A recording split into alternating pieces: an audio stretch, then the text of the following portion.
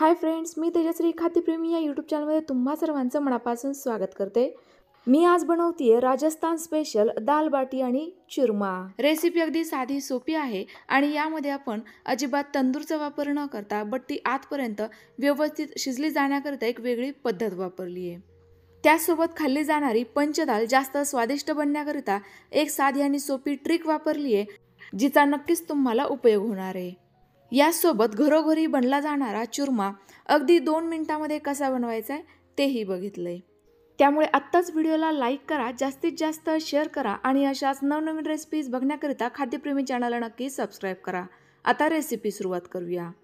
बाटी बनवण्याकरिता अगोदर आपण कणिक भिजवणार आहे। त्याकरिता अजिबात न चाळलेलं गव्हाचं पीठ घेतलंय। रेग्युलर चपातीला जे पीठ वापरतो तेच घ्यायचंय। तर साधारणतः 1.5 कप हे गव्हाचं पीठ घेतलं। अर्धा कप बारीक रवा घेऊयात। जाड रवा असेल तो वापरला तरीही चालेल। अगदी चिमूटभर हळद आणि बाटी खुसखुशीत होण्याकरिता 2 चिमूट खाण्याचा सोडा घेतलाय। हा घालणं पूर्णतः ऑप्शनल आहे। चवीनुसार मीठ आणि 1 चमचा साजूक तूपही घेतलंय। तूप आपण नॉर्मल टेम्परेचरवरच घ्यायचंय, गरम घेण्याची गरज नाहीये। आता हे संपूर्ण साहित्य हाताने व्यवस्थित चोळून मिक्स करून घेऊयात, कारण हळद आणि तूप एकसारखं पिठामध्ये मिक्स व्हायला हवं। आता यामध्ये थोडं पाणी टाकूयात आणि घट्टसर कणिक भिजवून घेऊयात। चपातीपेक्षा थोडीशी घट्टसरच ही कणिक भिजवायची, यामुळे बाटी आतपर्यंत खुसखुशीत शिजली जाते। जर कणिक सैलसर राहिली तर वरून तर बाटी कुरकुरीत होते, पण आतमध्ये थोडीशी चिकटसर राहते, जी खाताना चविष्ट लागत नाही। तर बघा, अगदी हलक्या हाताने आणि थोडंसं घट्टसर हे कणिक मी भिजवून घेते। कणिक आपलं भिजवून झालंय। हे जास्त वेळ मळत बसायचं नाही, नाहीतर मग यामध्ये चिकटपणा येईल। तर बघा, साधारणतः या कन्सिस्टन्सीचं हे पीठ मी भिजवून घेतलंय। आता यावर एखादं झाकण ठेवूयात आणि हे भिजण्याकरिता जरा वेळ साईडला ठेवून देऊयात। तोपर्यंत आपण बाटीसोबत खाल्ली जाणारी पंचडाळ बनवून घेऊयात। त्याकरिता 5 डाळींचा वापर केला जातो, म्हणून मी अर्धा वाटी तुरीची डाळ, 1 चमचा हरभरा डाळ, 1 चमचा उडीद डाळ, 1 चमचा मुगाची डाळ, या ठिकाणी सालीसह मुगाची डाळ वापरली तरीही चालेल, आणि 1 चमचा मसूर डाळ घेतली आहे। या प्रकारच्या 5 डाळी आपल्याला या ठिकाणी घ्यायच्या आहेत। या स्वच्छ 1 ते 2 पाण्याने धुवून घेऊयात, म्हणजे यावरील डस्ट किंवा मग पावडर लावलेली असेल तर ती निघून जाईल। आता यामध्ये पाणी टाकायचंय, चिमूटभर हळद आणि 1 चमचा साजूक तूप टाकायचंय। आजच्या या रेसिपीमध्ये फक्त तुपाचाच वापर केला जातो, तेल वापरलं जात नाही, पण जर तुम्हाला तूप आवडत नसेल तेल वापरलं तरीही चालेल। आता हा डब्बा कुकरमध्ये ठेवूयात। कुकरच्या बुडाला 1 ग्लास पाणी ठेवलेलं होतं, झाकण लावते आणि याच्या मीडियम गॅसवर 3 शिट्ट्या काढून घेते, म्हणजे डाळ व्यवस्थित शिजली जाईल। इकडे आपलं कणिक 5 ते 10 मिनिटांमध्ये व्यवस्थित भिजलं गेलंय। जास्त वेळ भिजवू नका, कारण यामध्ये आपण सोडा टाकला होता। तर बघा, आपलं कणिक अशा पद्धतीचं थोडंसं फर्मंट झालेलं आहे। यामध्ये अजिबात चिकटपणा नाहीये, अशा पद्धतीने फुलल्यासारखं दिसतंय। आता याचे समान 5 गोळे कट करून घ्यायचे। जास्त मोठेही नकोयत आणि जास्त छोटेही नकोयत। आजच्या या रेसिपीकरिता सांगितलेलं प्रमाण 3 व्यक्तींकरिता अगदी पुरेसं आहे। आता हा गोळा हलक्या हाताने थोडासा गोल करून घ्यायचा आहे। याला अशा पद्धतीने खोलगट वाटी बनवून घ्यायची, पण यामध्ये कोणतंही सारण भरायचं नाहीये, तर ही अशाच पद्धतीने लगेच बंद करून घ्यायची। असं केलं की आतपर्यंत बाटी व्यवस्थित शिजली जाते, कारण आतून ही पोकळच आहे। हा गोळा बंद झाला की पुन्हा एकदा थोडासा गोलाकार द्यायचा। आपली अशा पद्धतीची बाटी तयार झाली आहे। सेम पद्धतीने उरलेल्या ही बाट्या बनवून घेऊयात। तर एवढ्या कणकेमध्ये 5 बाट्या तयार करून घेतल्यात। आता या शिजवायच्या कशा किंवा बेक कशा करायच्या ते बघूयात। त्याकरिता अशा पद्धतीची जुनी कढाई घ्यायची आहे, जुनीच घ्या। ॲल्युमिनियमची किंवा लोखंडी असेल तर जास्तच चांगलं। थोडंसं मीठ टाकायचंय। मिठामुळे ना ही बाटी अगदी परफेक्ट आतपर्यंत भाजली जाते आणि याला हलकासा तंदुरी किंवा स्मोकी स्मेल देखील येतो। मीठ हलकंसं गरम झालं की अशा पद्धतीचं एखादं स्टँड ठेवायचंय, त्यावर बाट्या ठेवायच्या आहेत आणि यावर झाकण ठेवून मीडियम गॅसवर एका साईडने 15 ते 20 मिनिटांकरिता या भाजून घ्यायच्या आहेत। बघा, यावेळेला गॅसची फ्लेम मीडियमच ठेवा। या एका साईडने भाजल्या जात आहेत, तोपर्यंत आपल्या इकडे कुकर देखील थंड झालेला आहे।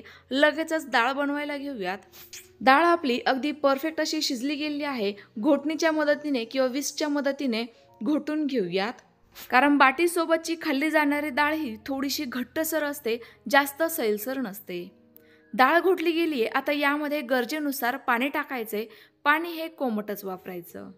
पण लक्षात घ्या, याच वेळेला जास्तही पाणी टाकू नका, नाहीतर आपली तयार होणारी डाळ जास्त पातळही होऊ शकते. लगेचच फोडणी देऊन घेऊयात. त्याकरिता एक कढाई गॅसवर ठेवली आहे. यामध्ये 2 ते 3 चमचे तूप टाकायचे. तुपाऐवजी तेलही वापरू शकता. तूप वितळून हलकंसं कोमट झालं की अर्धा चमचा मोहरी टाकूयात. मोहरी छान अशी फुलली गेली की अर्धा चमचा जिरेही टाकूयात. 1 चमचा ठेचलेला आलं लसूण पेस्ट. आता ही हलकीशी तांबूस रंगावर परतवून घेऊयात. आता टाकूयात 1 सुकी लाल मिरची, जिचे मी 2 तुकडे करून घेतलेत, आणि थोडासा बारीक चिरलेला कांदा, साधारणतः 1 वाटी. 5 ते 7 कढीपत्त्याची पानेही टाकलेली आहेत. आता संपूर्ण साहित्य हलकंसं सॉफ्ट होईपर्यंत परतवून घेऊयात. तुमच्याकडे जर लाल सुक्या मिरच्या नसेल, याऐवजी हिरवी मिरची वापरली तरीही चालेल. आता आपला कांदा हलकासा सॉफ्ट झालाय. यामध्ये टाकूयात 1 बारीक चिरलेला टोमॅटो. हा सुद्धा सॉफ्ट होईपर्यंत परतवून घ्यायचा आहे. याचसोबत आता काही सुके मसालेही टाकूयात. पाव चमचा हळद. हळद आपण अगोदरही वापरली होती, त्यामुळे बेताने घाला. 1.5 चमचा लाल तिखट आणि 1 चमचा धना पावडर. यापेक्षा वेगळे कोणतेही मसाले अजिबात घालण्याची गरज नाहीये. या पद्धतीने ही डाळ जर बनवली तर जास्त चविष्ट बनेल. मसाले व्यवस्थित शिजले जावे याकरिता पाव कप पाणी टाकलंय आणि एकदम कमी गॅसवर झाकण ठेवून आता हे आपण शिजवून घेऊयात. यामुळे कांदा टोमॅटो देखील थोडासा सॉफ्ट बनेल. साधारणतः 1 मिनिटानंतर झाकण खोलून बघते. पाणी पूर्णतः आटलं गेलेलं आहे. आपले संपूर्ण मसाले, कांदा आणि टोमॅटो देखील सॉफ्ट झालेले आहेत. लगेचच यामध्ये घोटून घेतलेली डाळ टाकूयात. डब्याला थोडीशी डाळ चिकटलेली होती, म्हणून फक्त 1 कप पाणी टाकून हा डबा विसळून यामध्ये घातलाय. आता हे व्यवस्थित मिक्स करून घेऊयात. तर बघा, साधारणतः या डाळीची आपल्याला अशा पद्धतीची कन्सिस्टन्सी ठेवायची आहे, कारण ही डाळ थंड झाल्यानंतर आणि शिजल्यानंतर आणखी जास्त घट्टसर होतेच. चवीनुसार मीठही टाकूयात. पुन्हा एकदा मिक्स करून घ्यायचंय आणि मीडियम गॅसवर याला 1 उकळी काढून घेऊयात.